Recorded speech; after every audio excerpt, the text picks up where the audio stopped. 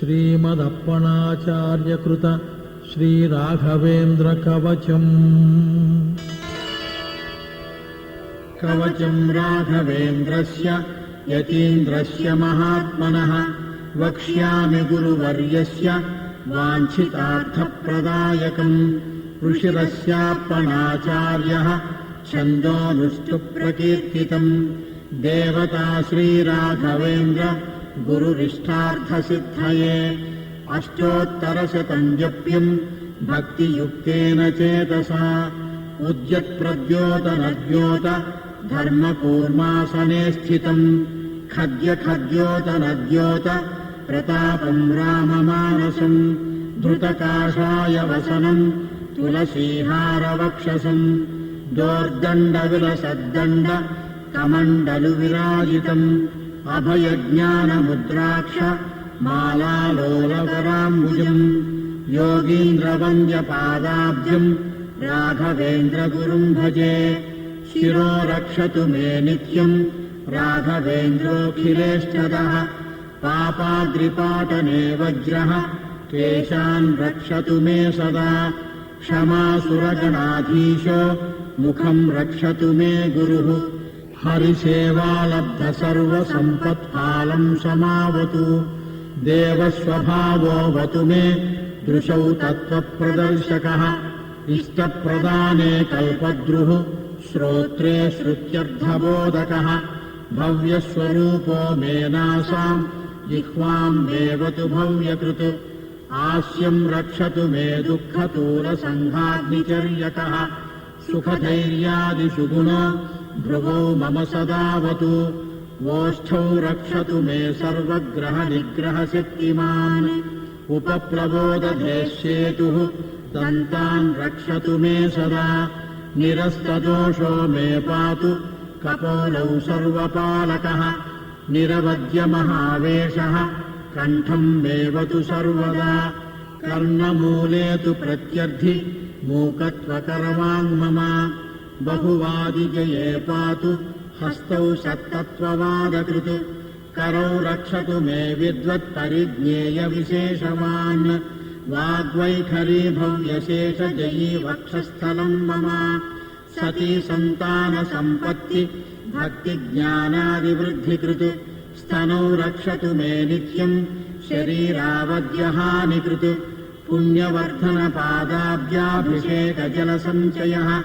नाभिम् रक्षतु मे पार्श्वौ जुनदीतुल्यसद्गुणः। पृष्ठम् रक्षतु मे नित्यम् तापत्रयविनाशकृत्। कटिम् मे रक्षतु सदा वन्ध्यासत्पुत्रदायकः। जघनम् मेवतु सदा व्यङ्गस्वङ्गसमृद्धिकृत्। गुह्यम् रक्षतु मे पापग्रहारिष्टविनाशकृत्। भक्तादविध्वंसकरनिजमूर्तिप्रदर्शकः। मूर्तिमान् पातु मे रोम राघवेन्द्रो जगद्गुरुः। सर्वतन्त्रस्वतन्त्रोऽसौ जानुनी मे सदावतु। जङ्घे रक्षतु मे नित्यम् श्रीमध्वमतवर्धनः। विजयीन्द्रकराब्जोत्थ सुधीन्द्रवरपुत्रकः। गुल्भौ श्रीराघवेन्द्रो मे यतिराट् सर्वदावतु। पादौ रक्षतु मे सर्वभयहारी कृपानिधिः। ज्ञानभक्तिषु पुत्रायुः यशस्वी पुण्यवर्धनः। करपादाङ्गुलिः सर्वा ममावतु जगद्गुरुः। प्रतिवादिजयस्वान्त भेदचिह्नादरो गुरुः। नखानवतु मे सर्वान् सर्वशास्त्रविशारदः। अपरोक्षीकृतश्रीशः प्राच्याम् दिशि सदावतु। सदक्षिणे चावतु माम् समुपेक्षितभावजः। अपेक्षितप्रदाता च प्रतीच्यामवतु प्रभुः। दयादाक्षिण्यवैराग्य वाक्पाटवमुखाङ्कितः। सदोदीच्यामवतु माम् शापानुग्रहशक्तिमान्। निखिलेन्द्रियदोषघ्नो महानुग्रहकृद्गुरुः। अधश्चोर्ध्वम् चावतु माम् अष्टाक्षरमनूदितः। आत्मात्मीयाघराशिघ्नो माम् रक्षतु विदुक्षु च।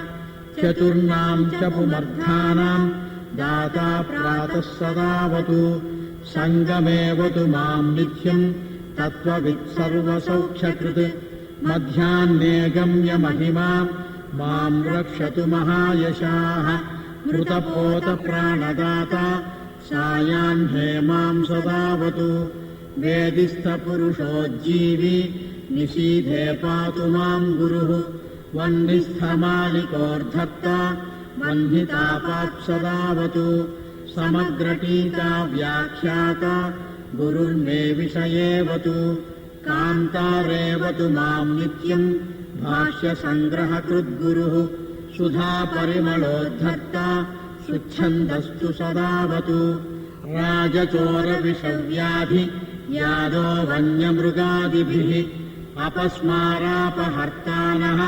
शास्त्रवित्सर्वदावतु गतौ सर्वत्र माम् पातूपनिषदर्थकृद्गुरुः ऋग्व्याख्यानकृदाचार्यः स्थितौ रक्षतु माम् सदा मन्त्रालयनिवासी माम् जाग्रत्काले सदावतु न्यायमुक्तावलीकर्ता स्वप्ने रक्षतु माम् सदा माम् पातु चन्द्रिका व्याख्याकर्ता सुप्तौ हि तत्त्वकृत् सुतन्त्रदीपिकाकर्ता मुक्तौ रक्षतु माम् गुरुः गीतार्थसङ्ग्रहकर्ता सदा रक्षतु माम् गुरुः श्रीमध्वमददुग्धाब्धिचन्द्रोऽवतु सदा नघः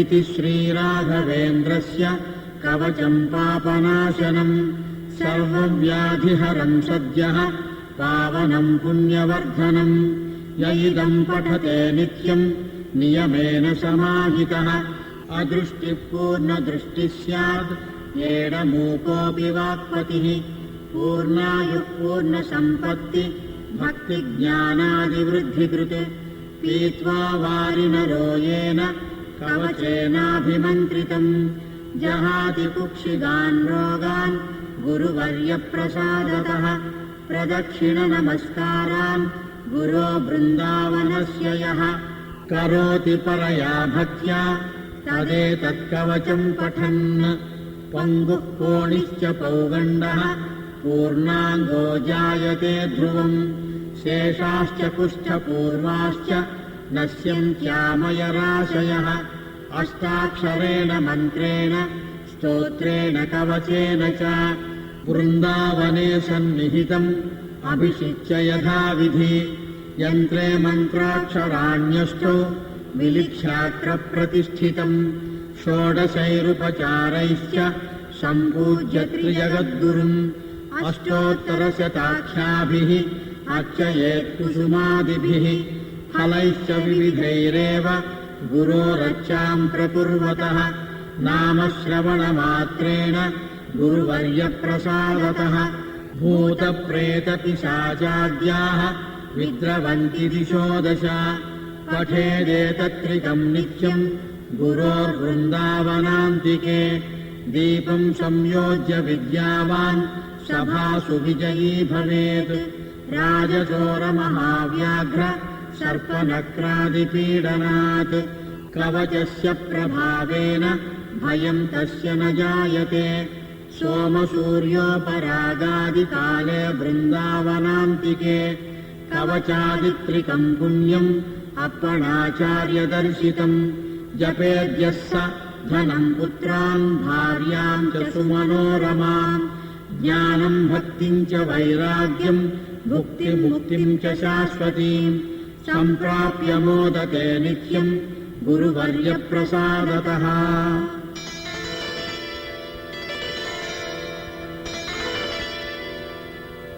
इति श्रीमदप्पणाचार्यविरचितम् श्रीराघवेन्द्रकवचम्।